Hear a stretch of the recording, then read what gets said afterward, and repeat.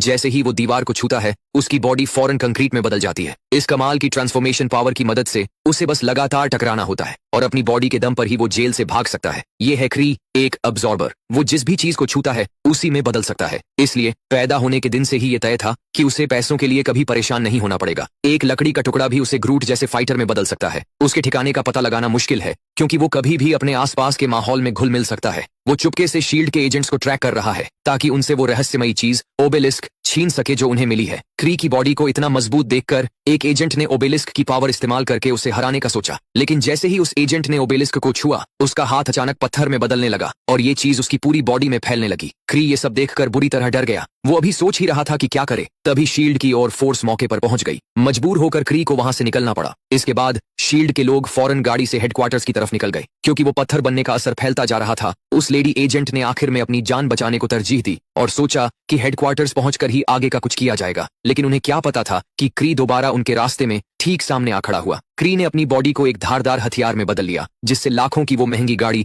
हवा में उड़कर पलट गई। लेकिन क्री को उस महंगी गाड़ी की जरा भी परवाह नहीं थी। उसे तो बस उस रहस्यमयी चीज ओबेलिस्क की फिक्र थी। लेकिन ओबेलिस्क पर उस कटे हुए हाथ का असर देखने के बाद क्री भी अब कोई लापरवाही नहीं करना चाहता था। वो गाड़ी के सामने गया। जैसे ही उसने टायर को छुआ उसका हाथ फौरन टायर में बदल गया। इसके बाद ही उसने बहुत सावधानी से ओबेलिस्क को उठाया। उसे लगा था कि रबर में बदलने से वो ओबेलिस्क के असर से बच जाएगा, लेकिन कुछ ही देर में उसे पता चला कि उसका हाथ फिर भी जख्मी हो गया था।